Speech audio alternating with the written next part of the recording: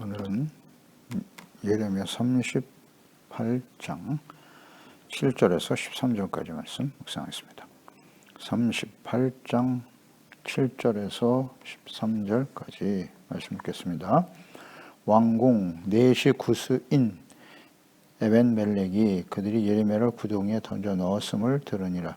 그때 왕이 베냐민 문에 앉았더니 에벤멜렉이 왕궁에서 나와 왕께 아뢰어 이르되 내 조 왕이여, 저 사람들이 선지자 예레미야에게 행한 모든 일은 악하니이다.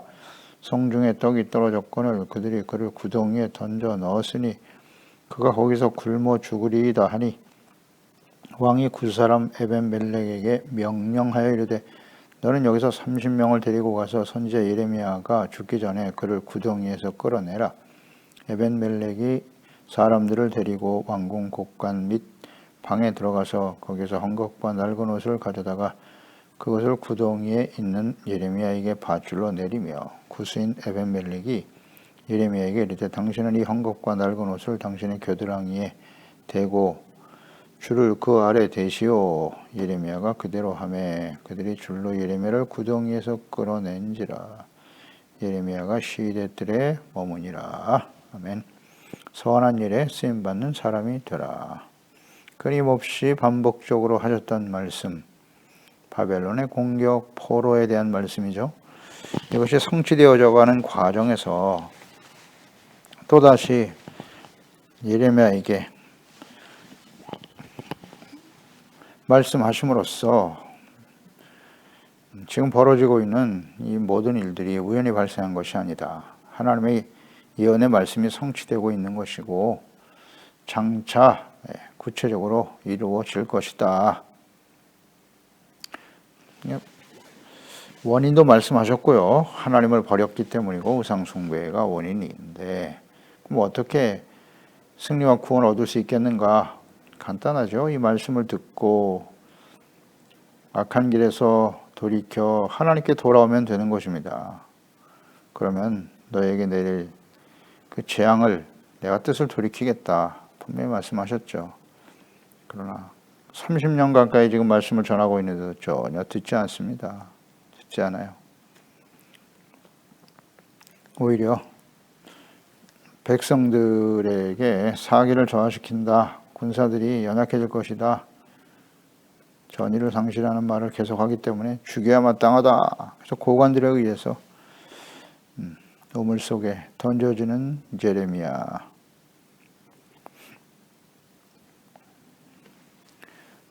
그를 하나님께서는 또 구원하십니다.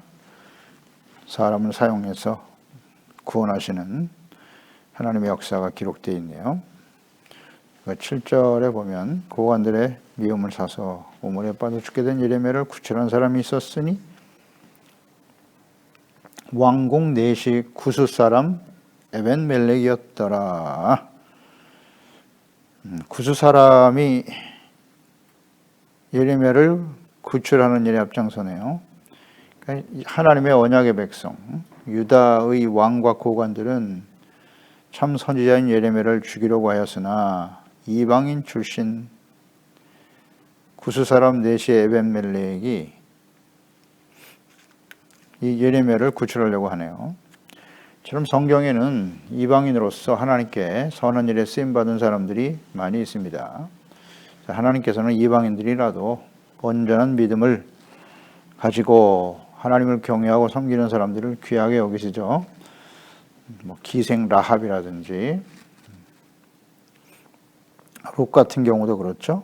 룻, 라합의 며느리가 된 룻, 이들이 모두 다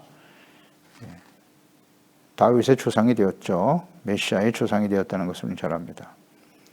신약 성경에도 예수님과 함께 했던 이방인들이 있었습니다. 칭찬받았던 강도 만난 사람을 도운 이방인이었던 사마리아 사람의 비유를 통해서 주님께서 말씀하셨죠. 레위 사람, 또 제사장 다 외면하고 돌아갔지만 사마리아 사람 이방인이 그를 강도 만난 사람을 도왔다. 10명의 문둥병자가 치료를 받았을 때 딱 한 사람만 와서 예수님께 감사하러 왔는데 누가복음 17장 17절 18절이죠. 예수께서 대답하여 이르시되 10사람이 다 깨끗함을 받지 아니하였느냐? 그 아홉은 어디 있느냐? 이 이방인 외에는 하나님께 영광을 돌리러 온 자가 없느냐 하시고, 이방인 한 사람만이 하나님께 와서 감사하고 영광을 돌렸다. 하나님께. 뭐 이방인 백부장 같은 경우도 마찬가지죠. 내가 이스라엘 중에 이만한 믿음을 보지 못했다. 마태복음 8장 10절에 나와 있죠. 또 사도행전 10장에 보면 고넬료 이방인 백부장이잖아요. 구제와 기도가 상달되어 하나님께서 그를 베드로를 초청하여 복음을 듣게 하시고 구원받게 하셨으며 하나님의 성령의 충만함을 받는 역사가 일어났죠.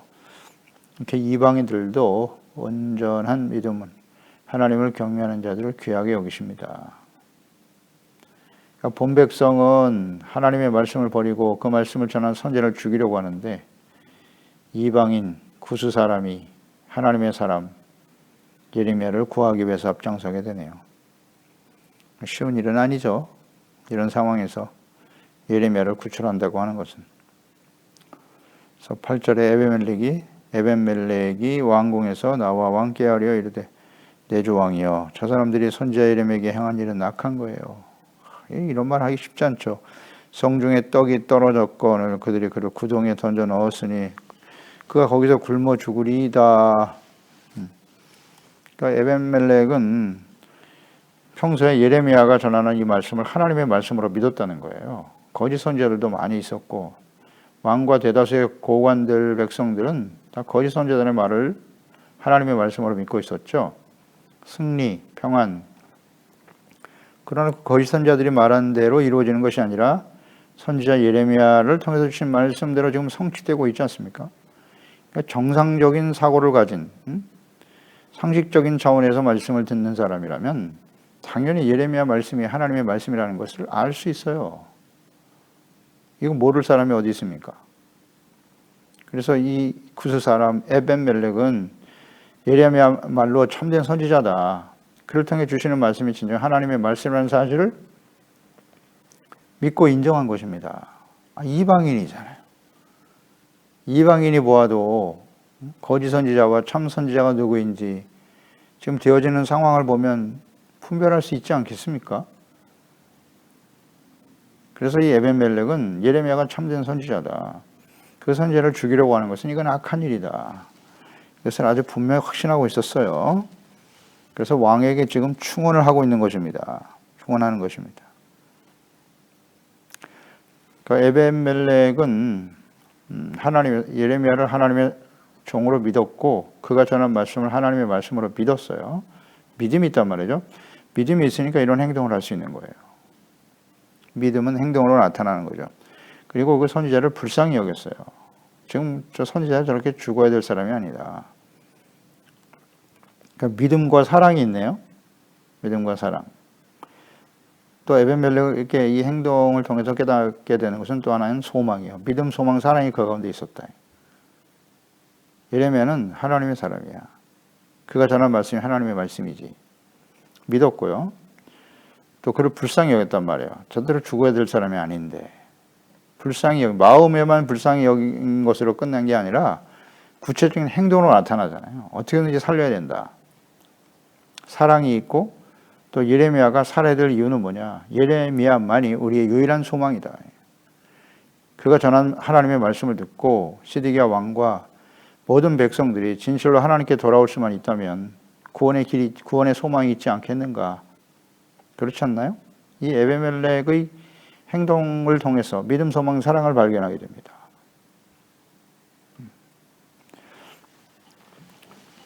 이런 분명한 확신이 있었다. 그런 마음으로 지금 이 일을 진행하고 있다는 것을 깨닫게 돼요. 이런 사람을 하나님이 사용하시는 겁니다. 하나님께 대한 그 말씀에 대한 믿음, 소망, 사랑이 있을 때 이처럼 소중하게 쓰임받게 되는구나. 확상이 되네요. 그러니까 지금 이 에벤멜렉이 말하고 행동하는 것은 쉬운 일이 아니에요. 목숨을 걸어야만 할 수 있는 말이고 행동이죠. 이게 왕의 명령으로 이루어진 일이잖아요. 왕이 그 고관들에게 너희들이 알아서 하라 그랬어요. 그들에게 일임했단 말이죠. 고관들. 따라서 고관들이 행한 일은 곧 왕이 한 일이죠. 근데 그 왕에게 그들이 행한 일이 악한 일이다. 이것은 곧 왕이 지금 행하신 일은 악한 일입니다. 라고 말하는 것과 같아요. 왕이 행한 일을 악하다고 한다? 그 자리에서 죽을 수도 있습니다. 쉬운 일이 아닙니다. 그런데 이 에벤멜렉은 충원을 했어요. 악한 일이다 이거는. 이걸 분별할 줄 알아야 분별력이 있었다는 거예요. 이 에벤멜렉은 또 하나는 그가 내시였기 때문에 왕의 측근이잖아요. 그래서 아마도 왕의 성정을 잘 알고 있었던 것으로 보이고요. 패역한 고관들의 요구에 의해서 어쩔 수 없이 결정한 일인 것을 알고 있었어요. 내시니까. 누구보다도 왕의 마음을 잘 알고 있잖아요. 그래서 충원을 했던 것으로 보입니다. 이처럼 하나님을 경외하는 사람이라고 봐야 되고요. 믿음, 소망, 사랑을 하나님께 두고 있었던 사람이다. 그 이방인 에벤멜렉을 하나님이 사용하신 거죠. 사용하셔서 예레미야를 구하게 하셨다. 이런 죽음을 불사하는 담대한 믿음도 하나님이 주신 은혜입니다. 하나님이 주셨다고 봐야죠. 하나님이 지금 에벤멜렉을 사용하고 계시는 거예요. 선한 일에 지금 쓰임받고 있는 사람이다. 이는 선악을 분별할 줄 아는 지혜가 있었고, 담대한 믿음, 불쌍히 여기는 사랑의 마음, 긍휼히 여기는 마음, 그리고 그가 반드시 살아나야만 유다에게는 소망이 있다. 믿음, 소망, 사랑을 가진 정말 어둡고 패역한 시대의 빛과 같은 사람이다. 우리도 이런 사람들이 되어야 하는 거예요. 되어야 합니다. 선한 일에 쓰임받는 사람이 되어야 해요. 디모데후서 2장 21절이잖아요. 그러므로 누구든지 이런 것에 자기를 깨끗하게 하면 귀히 쓰는 그릇이 되어 거룩하고 주인의 쓰심에 합당하며 모든 선한 일에 준비함이 되리라. 선한 일, 공의, 선이란 무엇이냐? 공의를 행하는 것이고 긍휼, 불쌍히 여기는 것이고 겸손히 하나님과 동행하는 것이 선이다 그랬어요. 이런 일에 지금 에벤멜렉이 쓰임받고 있죠. 우리 그리스도인들도 그렇게 쓰임받아야 한다. 깨끗해야 한다는 거예요. 마음이 정결하고 깨끗해야 한다. 마음이 깨끗하면 분별력이 와요. 히브리서 13장 21절 이하에도 모든 선한 일에 너희를 온전하게 하사 자기 뜻을 행하게 하시고 하나님의 뜻을 행하게 하는 거예요. 그 앞에 즐거운 것들 예수 그리스도로 말미암아 우리 가운데서 이루시기를 원하노라. 선한 일에 행하게 하시고 너희에게 온전하게 하사 그랬어요. 선한 일에 쓰임받는 삶이 되어야 한다. 디모데후서 3장 16절 17절 성경을 기록하신 목적이죠. 책망, 교훈, 의로 교육하며 하나님의 사람으로 온전하게 하며 선한 일을 행할 능력을 갖추게 하는 것이다. 성경을 기록하신 목적이죠. 선한 일. 성경을 가까이 하고 하나님의 말씀을 통해서 책망과 교훈을 얻지 못하면요. 선한 일에 쓰임받을 수 없다. 그래서 하나님의 말씀 묵상하고 말씀 앞에서 겸손해지는 것, 그것이 얼마나 중요한가요? 경건의 훈련은 너무너무 중요한 것입니다. 이 에벤멜렉, 이 선한 일에 쓰임받는 사람이 되었네요. 이게 가치 있는 인생 아닙니까? 당시의 고관들, 그들의 이름도 성경에 기록되어 있고 에벤멜렉과 같은 이방인 넷이 구수도 성경에 기록되어 있단 말이죠. 우리는 과연 어떤 모습으로 기록되어져 가고 있나요? 우리의 인생 속에 생명체에 다 기록이 되겠죠. 하나님 앞에. 이 선한 일에 쓰임받은 이 하나님의 사명을 위해서 하나님의 뜻을 이루어가는 일 위해 쓰임받는 사람이 되어야 하지 않겠습니까? 그 이름들이 얼마나 가치 있고 소중한가. 평가가 되겠죠. 하나님 앞에서. 10절 13절 왕이 굿사람 에벤멜렉에게 명령하여 이르되 너는 여기서 30명을 데리고 와서 선지자 예레미야가 죽기 전에 그를 구덩이에서 끌어내라. 왕이 감동을 받았네요. 에벤멜렉이 사람들을 데리고 왕궁 곡간 밑방에 들어가서 구덩이에 있는 예레미야에게 밧줄을 내렸다. 그러니까 에벤멜렉의 충언을 들은 시드기야가 자신의 행한 일이 악한 것임을 인정했다는 거잖아요. 쉽지 않죠. 이게 왕이 결정한 일을 이방인 넷이가 악한 일이다라고 말하는데 이 말을 수용하고 받아들인다는 건 쉬운 일이 아닙니다. 이 패역한 사람 아닙니까? 이 시드기야. 분별력도 없고. 그런데 이게 통했네요. 하나님이 하신 일이라고 봐야죠. 시드기야는 무능력하고 하나님의 뜻을 잘 몰라요. 하나님도 모르고 결단력과 지도력도 없어요. 아주 어리석은 왕이었거든요. 그래서 패역한 고관들에게 끌려다니는 연약한 왕이었는데 참 안타깝죠. 이 시드기야의 모습을 보면 11년이나 통치했다. 11년 동안 마지막이니까요. 이제 시드기야 왕이. 11년을 하나님께서 기회를 주신 거예요. 돌이킬 수 있는 기회를 주신 것인데 결국 이 악한 고관들에게 끌려다니면서 아무것도 하지 못하다가 멸망의 길을 가고 마네요. 참 개인적으로는 불쌍한 사람이죠. 안타깝습니다. 왕이라고 하는 아주 중요한 위치에 서게 되었는데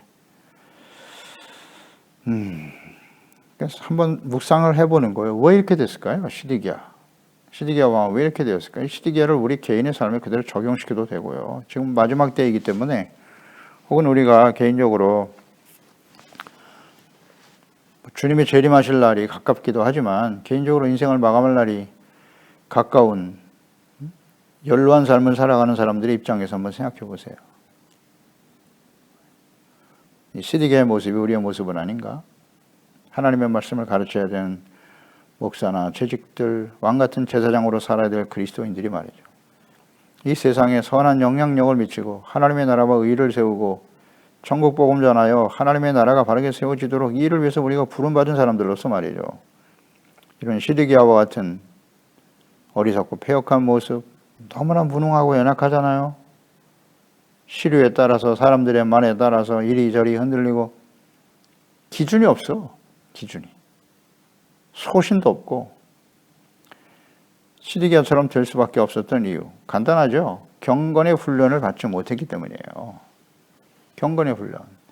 하나님의 말씀과 뜻을 분명히 알았다면 흔들릴 필요가 없죠. 그러니까 하나님께 대한 믿음이 없단 말이죠. 말씀을 모르니까 믿음이 없죠. 믿음은 들음에서 나며 들음은 그리스도의 말씀, 하나님의 말씀으로 말미암았느니라. 하나님을 모르고 말씀을 모르니까 믿음이 생길 수가 없는 거예요. 믿음이 없어, 믿음이. 이 엘리멜렉의 믿음을 보세요. 대단하지 않아요?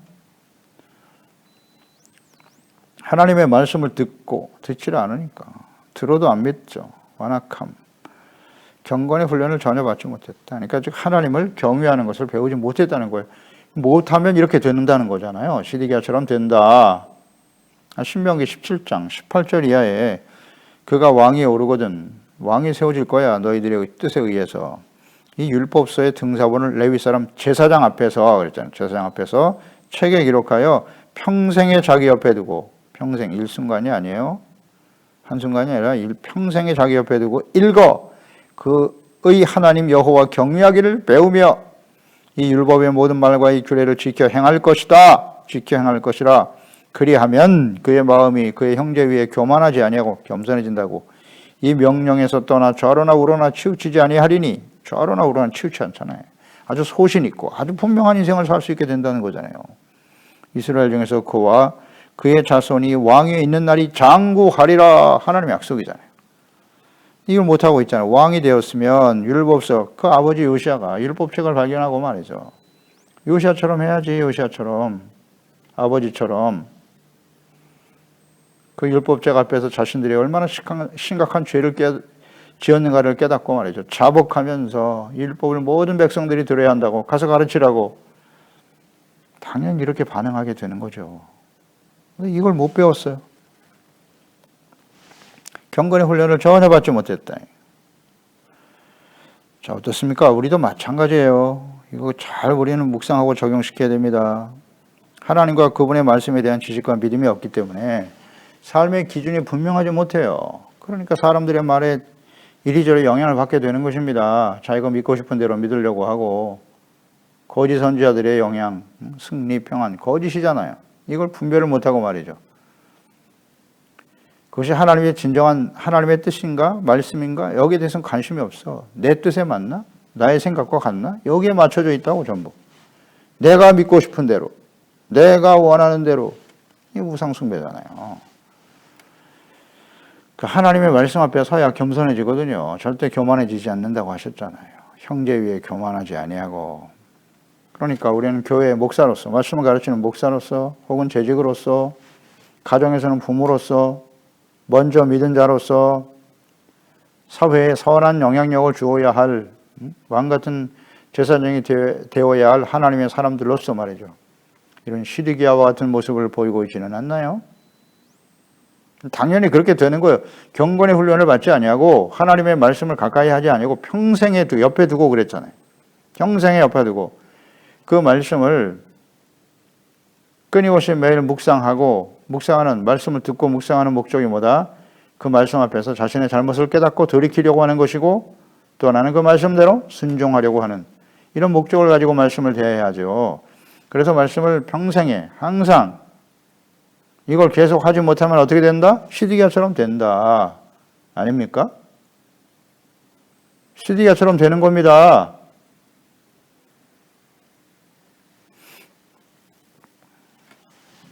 이거 우린 잘 묵상해야 됩니다. 분별력이 없어. 그냥 사람들이 하는 말에 이리저리 휘둘리고 예수 그리스도를 믿고 하나님을 알고 장차 되어질 일을 알잖아요. 세상이 앞으로 어떻게 돌아갈지. 여기에 대한 확신이 있어야죠. 확신이. 그러니까 하나님의 말씀이 기준이 되기 때문에 선과 악을 분별할 수 있게 되는 것이고 이것은 하나님이 기뻐하는 일이 아니야. 이건 죄악된 길이지. 그 결과는 사망이야.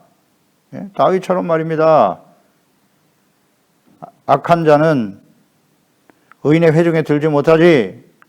악인은 바람에 나는 겨와 같은 거야. 하나님의 심판을 견디지 못한다. 복 있는 사람은 악인의 꾀를 따르지 않는 것이지 죄인의 길에 서지 않는 거야. 교만한 자의 자리에 앉지 않는 것이지. 확신이 있잖아요. 단호히 버리는 거야. 버리는 거야. 내가 왜 악과 타협할 것인가. 이런 소신, 이런 믿음, 하나님의 말씀에 대한 확신이 있어야 돼요. 확신이 있어야 돼요. 이것이 진정 하나님의 자녀들의 모습 아닌가요? 이게 기준이 없기 때문에 흔들리는 거예요. 기준이 언제나 자기 자신이거든. 자신의 욕망에 충실하거든. 자신의 욕심과 자신의 유익에 따라서 움직이는 거예요. 하나님의 뜻과는 상관이 없어요. 말씀을 모르니까 훈련이 안 돼 있거든요. 이거 정말 중요한 문제입니다, 여러분. 중요합니다, 이거. 그러니까 에벤멜렉의 충언이 왕의 신속한 결단이 결국 예레미야를 살려냈죠. 에벤멜렉의 충언, 왕의 신속한 결단이. 즉시 그 말을 듣자마자 사람을 보냈거든요. 그런데 사실은 하나님이 하신 일이죠. 그러니까 예레미야를 죽지 않고 살려내신 하나님의 뜻은 뭐겠습니까? 두 가지겠죠. 예레미야는 아직 사명이 남아있다. 아직도 사명이 남아있다. 하나님의 말씀을 전하고 증거될 사명이 있기 때문이고 이것은 또 다른 의미로 말하면 아직도 예레미야를 통해서 하나님의 말씀을 전하게 하시고 그 말씀을 들음으로써 시드기야와 유다 모든 백성들이 하나님께 돌아올 수 있는 구원의 기회를 주시려고 하는 하나님의 자비와 사랑이죠. 이 두 가지 이유 때문에 예레미야는 죽을 수가 없었던 거예요. 오늘 우리도 마찬가지예요. 우리가 예수 그리스도를 믿고 구원받은 이후에 지금 이 땅에 살아 있어야 할 이유는 뭔가요? 이 두 가지 말고는 없다고 봐요.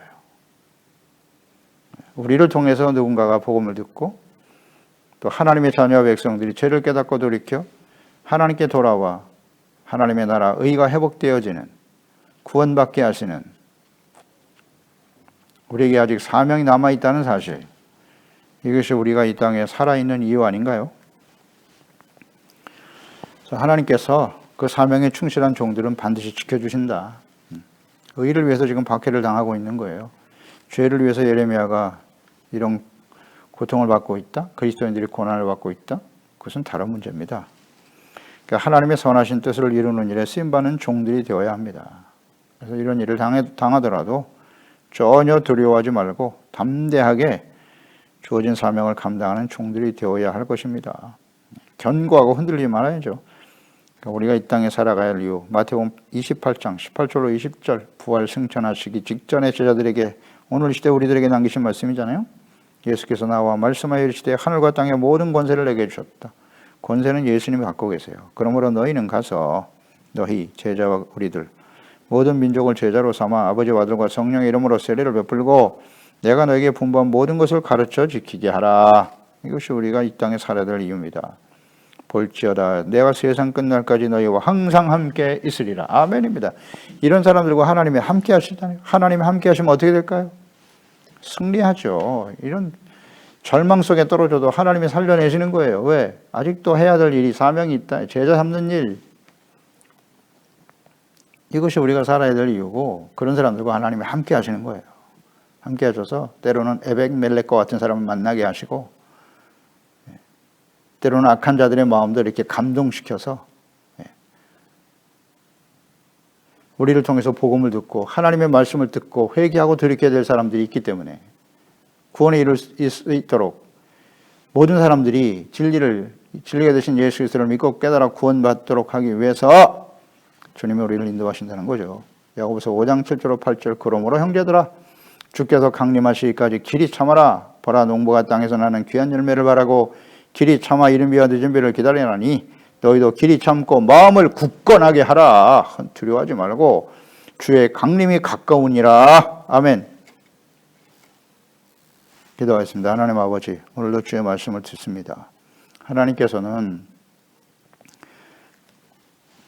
하나님의 자녀와 백성들, 그들을 죄를 깨닫고 하나님께 돌아오도록 하기 위해서 끊임없이 선지자를 보냈고, 특히 예레미야 선지자 지금 30년 이상을 계속해서 하나님의 말씀을 전하고 있습니다만 말씀을 듣지 않습니다. 왕과 고관들, 하나님의 백성들을 생명과 구원의 길로 이끌어내야 할, 인도해야 될 책임이 있는 사람들이 말이죠.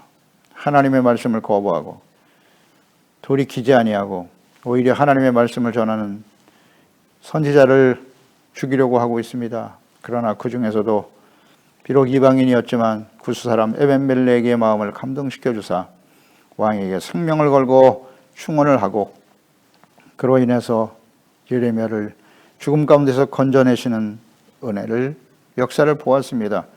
하나님의 선한 일에 쓰임받는 사람, 하나님의 본백성들, 지도자들은 예수님을 죽이려 하나 이방인이 구원하더라.